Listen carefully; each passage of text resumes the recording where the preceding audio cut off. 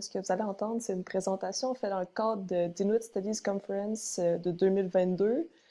Ça couvre l'avancement de ma recherche, soit son cadre théorique, puis quelques résultats préliminaires.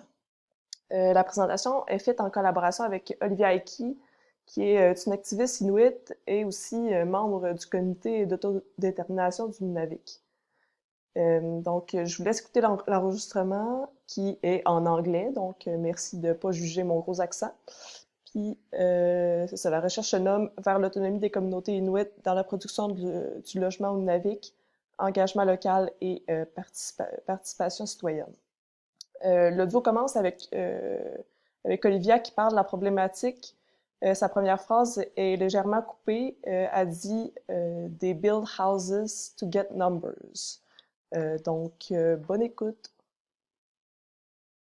Houses to get numbers without being acknowledged, or Inuit on the ground having a say how it's built, where it's built, and everything.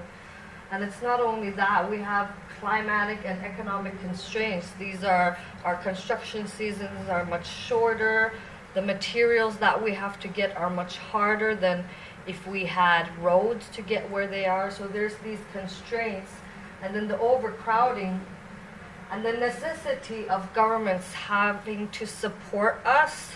There was a promise made when we were being colonized, when we were being settled, that housing would be provided for us, and elders talk about this. But the understanding that we wouldn't be in the situation we are within housing or suicide or mental health if it weren't for colonization. So it is necessary to be supported by the government and their subsidies to help create a better quality of life. And there's a lack of understanding on the both sides of Inuit cultural representation, architecture, and institutions. So where you were looking at amazing ways of building houses in different shapes that you would not see in the southern world. But those are from knowledge from Inuit, how the snow moves, how the weather patterns work. So we built our housing, our igloo viraks and our tents were really built for the weather and the nature. But now you can see our houses, they put colors on it, like that makes a difference. Like, you know, there's these unnecessary aesthetics that southern ways bring, and they don't necessarily work in our communities. We are facing extreme deterioration of those houses. A lot of them need renovations because they were not built with the knowledge of Inuit and the knowledge of amazing masters in architecture and Inuit innovation. So inclusion and decision making, we don't have a choice. We're given a house and we're extremely grateful for that. As Inuit, we're grateful for that house, but we really also want our families and our cultures and our ways of eating and our ways of being to be respected in that house. So there's a disconnect on those both sides, and I tried to work with amazing masters and professors to bring in my knowledge as an Inuit living in these houses. I grew up in houses like that. My grandmother grew up in tents and in igloos. My father grew up in shacks with no running waters. So bringing those ways of being into a home. Right now we have houses. We're just living in a house. It's hard to make it your home where you could have a good quality of life. So work that Arianne's doing these research and bringing the Inuit voice is very important, and we're trying to connect those two. And Arianne and her team at Laval University have created tools on how to get that Inuit voice out there in partnership with other brilliant people in other brilliant ways of being. Thank you. Don't worry, Olivia's going to talk again later on. So yeah, from this duality, from the necessity of government assistance and the Inuit desire for autonomy, the research is asking how can the desire for and value of Inuit autonomy support and define the Nunavik social housing system, production system. So we suppose that a change in policy to allow more control by Inuit residents would have a positive impact on their living environment, and that architects can become allies in bridging the gap among various housing stakeholders. This map represents every element of the research, how they interact with each other. So starting with autonomy in two ways, as a political project and a life project, which helps define Inuit autonomy into 6 principles, that being the theoretical start of the research. Afterwards, we're looking at housing in the same aspect, and we're looking at what is known to see what could change. So now, by bridging the knowledge on Inuit autonomy and housing, we hope to find opportunities of change in governance, architecture, and policy. So in the first place, the anthropologist Escobar states that defines autonomy as an articulation between a political project and linked to the desire to protect the territory and a life project based on the practices and values proper to the cultural vision of the community. He also states that in case of indigenous communities, autonomy is a way to defend a non-dualist way of life, whereas there's an unbroken coincidence between knowing, being, and doing. So in case of Inuit political expression of autonomy, the goal is no difference. So the desire for self-governance is closely linked to the preservation of a strong Inuit identity. To do so, they want to have the tools to understand and navigate the system. This can mean developing new skills, but mainly creating institutions further from Western bureaucracy that will be in sync with Inuit way to communicate. It also means having the means to do things by themselves, which can be an access to the same services as the rest of the southern population, and being seen as equal and building a better collaboration with governments. In addition to that, Inuit cultural definition of autonomy is based on a relational view of life. According to the Inuit writer Kitsuelik, in order to be sovereign, each person must aspire to become a quote-unquote true human, which requires the self-maintained right to define themselves, mind and soul, by the water, on the land, under the sky. So the relation of Inuit with the land, which is the central element of all this, helps build awareness. And then water, which represents instinct, allows to adapt and survive to different contexts. Finally, the sky, which represent a higher potential. The balance between these elements allows to be a person with a unique identity and personal thoughts. Then each individual who succeeds to have a healthy mind and soul contributes to the collective well-being through his social interaction. So now, trying to summarize Inuit autonomy, which is a big challenge, the political and life project needed to be one. This is why they merge into 6 principles, inspired by the values of the IQ, and linked to the desire to be, think, and act as an Inuit. So in first place, as a way to develop awareness, the future needs to be built on a combination of tradition and modernity. One of those traditional values, which still define Inuit society today, is the solidarity. So it means reciprocity, sharing, and services in the way people interact with each other.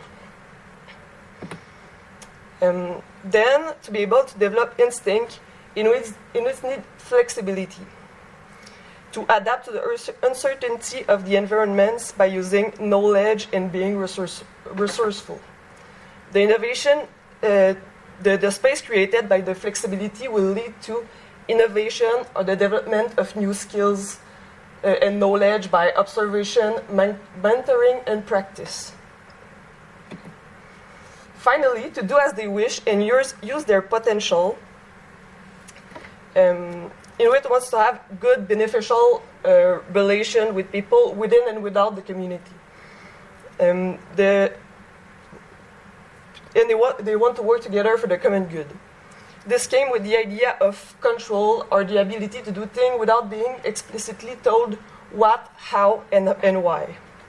So those 6 principles are a first attempt at trying to define Inuit autonomy in a way that could be integrated into a system such as housing. So afterwards, we look into how this can be done. We'll decorticate housing in the same way we did with autonomy, so as a political and a cultural project. From what is known about those 2 aspects, we'll see where the system could start to change. So this represents a schematization of the housing system in Nunavik. So you can see it's a bit complicated. There's a lot of things. It's defined by the GBNQA, so the James Bay and Northern Quebec Agreement, and the 5-year agreement. The institutions that were created as a result of the agreement, the convention, provide a rigid and complex framework. It also makes a hierarchical structure where the decisions are taken from the top down. The normative power to choose the structure, the roles of the actor, and the budget are held at the national level, which means that in the north, the different actors can only allocate resources as best they can, according to their respective tasks, which are limited by the bureaucratic aspect and the interdependency between each of them. As a result, local people, so people in the village, don't have much power over the decision making, especially in the construction and design part, since they have a little bit more power over planning in the village. So now, looking at the cultural aspect of housing, we can see 3 important elements that have traditionally impacted Inuit way to live and produce house. The first one being the relationship with the land, which reject the idea of individual property because it can break the mutual respect between men and land. So this collective way of living also reflects in the interdependency between families and the communities. Lastly, Inuit are very well known for their ingenuity, which is perceived in their creative way to adapt to different situations. So those 3 elements are in multiple ways not supported in the housing system in Nunavik right now. So now, looking at what could change, the interviews I have conducted with the Inuit and non-Inuit professionals, such as Olivia, have brought up 6 elements, which are preliminary result of what could be modified in the way houses are made and managed. They touch on flaws in the system that could be addressed, and also ways in which Inuit would like to be heard and included in the decision making.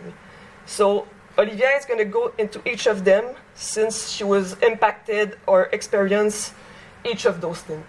Mm-hmm. So here we have somebody at the Nunavik Municipal Housing Bureau saying we have to operate with housing rules, so it's a pretty rigid framework that you have to fit into. We can change little things from the inside, but it takes a lot of work to adapt it. So like we saw that hierarchy, that system, there's the national, the regional, and the local levels, and where funding comes from and how we allocate those houses. But the rules and the policies and procedures are coming from outside, from other people that have never even set foot in my community are making decisions for who's getting the housing, where the housing will be built. And that's really creating a strain on the people on the ground living in the houses, having a lack of understanding, and we're actually blaming our own people now.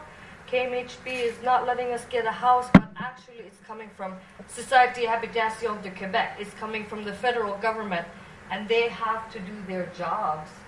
So, and one of the things, time and money constraint, where our construction season is so short, and it's during amazing hunting seasons. So it's hard to have a local workforce. We're still biologically connected to the land. So April, May, June is goose hunting season. In your world, it is budget season. So everybody's hunting, but you want your budgets. So it's clashing. It doesn't work. Can we fix your schedule, your way of being to understand our reality? And we'll get you those reports and those budgets and those receipts, but we're still sustainable or living off land and our animals, and we have to, because of the cost of living is extremely high. So educating non-Inuit, even educating Inuit, is very important. That KMHB is not to blame, the local housing manager is not to blame, and we have to understand the systems that are in place and not just be angry towards them, but to educate them through research, through sharing Inuit knowledge. So that's one thing we have to change, is being able to communicate with the top and being able to share those innovative ideas from the ground, from the people that are living in those houses. And knows that we don't get that chance. We never get the chance to participate in meetings and stuff like that. So this is an amazing way to educate the stakeholders. Working together, we need to collaborate with more and other actors. We're trying to do that. My goal is to ask all the organizations around the table to take a small step that could improve things. So in the Western world, everybody has their own organization, their own business, and their own mandates. In Nunavik, we're sick of working in silos. The only way we had survived as a people was working together, but we're working in this Western system where KRG takes care of municipality, Makivik takes care of politics, KI takes care of education. But what really housing is all of our responsibility. KI has a responsibility in housing. The hospital has a responsibility in housing, and we have to see it as that, and we have to meet together. And small little things, we do not need million-dollar projects to help, but I've been fighting for a youth safe house for many years in my community because I was lucky to have a safe house. I slept at a safe house when things were rough at home. And my youth don't have that. So if the youth committee and the co-op could work together to create a safe house, creating partnerships in our communities. But it's hard because policy and procedure and funding comes from the top. They don't understand the bottom. So having our institutions take part in housing, and I'm kind of,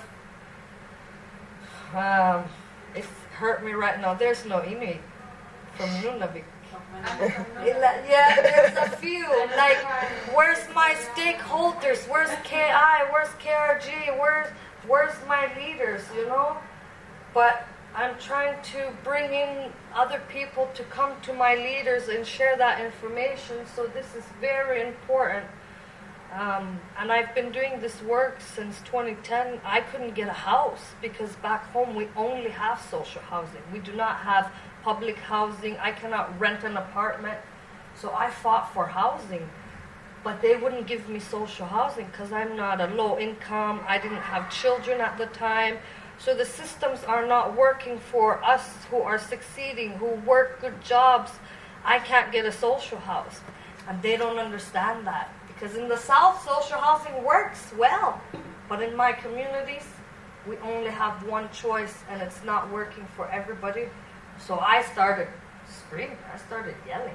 I got into politics by being an angry teenager, wanting a house. And it brought me to work with amazing programs and everything. And now I'm trying to educate. I want KI here. I want KRG here to see these presentations, which is very important. what other things could we change? So Inuit are very good with hands-on and hands-on training. We hire KMHB, this is my buddy who works at KMHB, who's really encouraging Inuit men and local workforce to believe in their skills and their knowledge. So he says, we hire a guy locally, but we don't know if he's certified. We don't know if he's qualified. We don't know anything. We just know he wants to work, and he's a good worker. So we hire him, and he falls through the cracks. We don't give him any attention. We don't give him the tools. We don't give him the confidence that comes with responsibilities. So us, a lot of times, Inuit are just little labor workers. Put the ladder up, put the ladder down. We don't get decisions in architecture, in building, in land.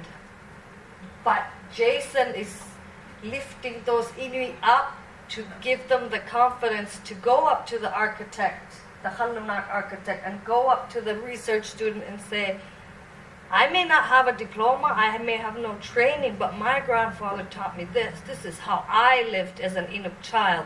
I'm trying to bring that to work with her. So we provide, there's construction classes. We have a hard time within Quebec because Quebec has their own construction union or whatever, I don't even know. But we're not allowed to have Inuit on construction fields unless they've taken this training, and most of our people are unable to read because culturally we don't read. So the systems are not working, but KRG and KI, they're creating programs for Inuit to take on those jobs. So valorization of work, acknowledging your knowledge. You may not have a diploma, but you have a cabin, a beautiful cabin that you built with your hands without ever being to a construction school. So you must have some knowledge on construction. So we're trying to valorize that. It is valid. And opportunities to do things in a different way. So we built cabins. We've lived in cabins. We've lived in housings, tupiks, igloos for hundreds of years, and we've survived. And we leave the land as it is. So this program, Living in Northern Quebec, really creates very innovative housing I could have never even thought of. Susan at Luca was saying that she never used to dream. I didn't think these things were possible for us to have a dream. I can pick how I want my window? What? You know, I thought that was a white man. They do that for me. And I'll take the house, nakupmik, and I'm so grateful. But we have to take up space now. So giving our people, validating their knowledge and their place in housing, in architecture, in building communities is so important. Doing things our way. Oh, this is me. This is a quote by me. So we're really biologically still connected to the land. We're trying so hard to fit in this new world of 9 to 5, Monday to Friday. Our body, when it's nice, it senses it. You will see the men disappear from the community. Sometimes our men just take off. They go hunting. And the difference between the cultures and understanding our values and the way we work is always clashing. So they believe Inuit on the construction field are lazy. They don't want to work. They're, that's their mentality. But really, that man is going out biologically feeling he has to provide for his community. He's going to go get fish. It's so nice out. Tomorrow's going to be bad weather, so I have to go. So there's these systems we could try to use. Let's partner an Inuit construction man with a Halunak construction man. And they are partnered together. They work together on the field. And that Inuit man can say, hey, cover me, I'm going ptarmigan hunting, or whatever, So there could be a collaboration between the workers, the people on the field, and having a real understanding. He's not lazy, he just doesn't hate his job. He just knows that his job doesn't pay enough to buy a steak when he could go camping and get a fish, So understanding these is very important. Sharing our knowledge, what we're doing right now. I'm a high school dropout. I have barely any education. I'm working with a master's student, doing amazing work. So I'm trying to bring my knowledge of my living experience to contractors. The contractor should have explained it to the local worker. He could even show them how to do it. And understanding, you're right, the problem could be this, but it could also be this. So it's a communication misunderstanding problem that's going on right now, and a lot of the attitude that we get from non-Inuit is condescending, patriarchy. Oh, this poor Inuk is so doesn't understand. So we can feel that when we're being talked to like that from non-Inuit workers, and that's shutting Inuit down. We do not want to say anything because we don't believe it'll be valid for a master's student. But the world is waking up, and we're starting to have space, and we're starting to be able to share our truth and our knowledge. So knowledge exchange between Inuit and workers and professionals from the South, and creating bonds, relationships. The history of colonialism of Canada, we have a fear of white people. When I go to my home, people are scared of me because I'm a white passing Inuk lady. So I feel that as a white passing person, there is still fear. And it is because of history. It is because of traumatization that has happened for so many years. So it's not personal to you, Halunak, but I'm scared of you because in history your people had taken my children, your people had, so it's intergenerational trauma that is passed down that I'm starting to realize. We still use the thing today, we say, when your kid is not listening, you tell them, the white man's gonna take you. We still use that today. But I didn't know that had come from so much years of history of people being taken for real. So I have to question myself. And my children are blonde-haired, blue-eyed Inuit children. I cannot say Halunak because they are Halunak. They are going to look in the mirror every day. So that creating bonds is what I try to do in my work. As a white passing Inuk woman, I can go between cultures and languages. I speak 3 languages, so I can bring all different kinds of people to the same level.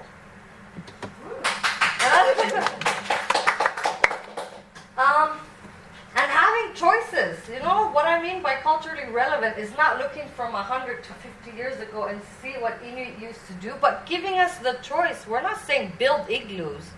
They think when we're like, let's have culturally relevant houses, they're like, oh, let's do domes. They lived in igloos. They would like that. That's so nice. But that's not what we're saying. We know that it's a different world. We're living in a different environment. We have a global warming catastrophe happen. So even if we wanted to go back and live in igloos, it's impossible because of outside forces that are affecting our land and our animals. So when we say we want culturally relevant, it doesn't mean having igloos. It really means we understand the land and how we could manage together with the land and with professional architects and everything. Damn, hi.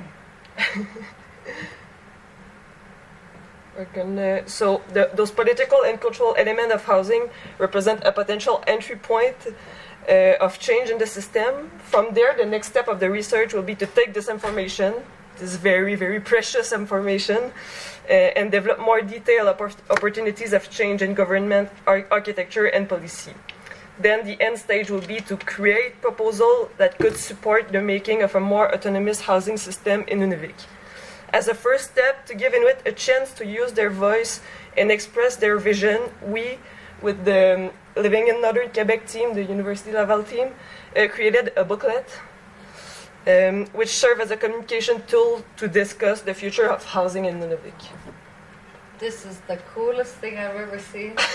I was like, I want to steal this and put it into government, put it into mental health, put it into education. Because as Inuit sitting in a conference room like this and taking notes, it's not culturally something that we do. So when we have researchers coming to our communities, they want us to sit and take notes, and I found this very fun and colorful, and it asks questions in very different ways that I would have never thought to ask about housing. And I was thinking how we could use that to gather information on government, on education. And I'm in there, I'm quoted in this book. Like, what's that? It's so weird. I've quoted in a book. My daughter's so proud of that, to see an Inuk in the book. Like, so there's different ways that we have to do research. There's different ways to get Inuit to feel comfortable to share their information. And if it's a black and white piece of paper where you have to take a survey, they will not. This is such a cool and innovative tool, and you can color and you can draw in it, and that's culturally us. We are artists. We do not read and write like the Western world. Let us draw what we see, our houses and everything. So this is an amazing tool that they just used. They went to George River to go through this with the community members, and they're going to start putting together their findings of what it is, and we could see if we could use this with other communities, and I want to use it with other projects. I work with the self-determination team on building Inuit government, and I think this style would be good to get youth. We are 75% of the region, but 25% of the region is making decisions for our future. So this is an amazing, innovative way. So I think that's the end of our presentation. Yeah. I end it with a quote. So the house we get, we're going to live in them, and we want to be more comfortable. I know it's social housing, but it has to be geared more towards people living in the houses. It would make sense to be heard. So those stories of living in shacks and how we lived is so important for architects, for professors, for universities, to understand the connections to the land. And like we said, you don't own land. There's no way that you could own land. It's impossible. We rent land, $1 a year. But if my house is on top of a well with the freshest water for my people, they will move my house, and I will move. I don't mind. If it's for the better of my people, I will move. I don't own that land. And connections to families, you know. In the north, you want to live close to your mom so your mom could help you with your aunt. I live in Montreal now, and I have a son. And I was realizing, when we say it takes a community to raise a child, I'm living in Montreal. I wanted to amak my son. Inuit women who can put their child on their back by themselves are pro. I cannot. But if I was in Nunavik and I was in my hometown and I was alone, I could look out the window and go, "Hey, amak tigay na nga," to any woman, and they would have put my baby on my back. But I live in southern Quebec. They don't even know how that works. So I said, I don't have community in where I'm living. It's so crazy, the strength you see from Inuit women, that I had to leave. But I'm trying to create community for my children. Rebonjour tout le monde. Comme vous pouvez le voir, la présentation se termine aussi sec qu'elle a commencé. Fait que j'espère que vous avez apprécié malgré mes nombreux bégaiements lorsque je parle en anglais. Pour résumer un peu les grandes lignes de ce qui a été dit, on comprend que l'autonomie inuit est basée sur une volonté de pouvoir être, comprendre et faire comme un Inuit. Pour y arriver, chaque personne doit développer son esprit et son âme près de l'eau, sur le territoire et sous le ciel. On comprend aussi que le système du logement social au Nunavik est complexe et hiérarchique, qui laisse peu de pouvoir aux Inuits qui sont contraints de s'y soumettre parce qu'ils n'ont pas vraiment d'autre choix, puis qui reflètent peu, voire pas, les particularités culturelles locales. Maintenant, parmi les pistes de réflexion que ça peut soulever, on peut penser entre autres, à développer des modèles d'habitation autres que le logement social et la propriété privée, comme la coop, par exemple. On peut aussi réfléchir à la flexibilité en architecture à travers, entre autres, la modularité. Et finalement, on peut essayer d'inclure au projet de la main-d'œuvre ou des matériaux locaux. Sur ce, merci beaucoup, puis bonne journée.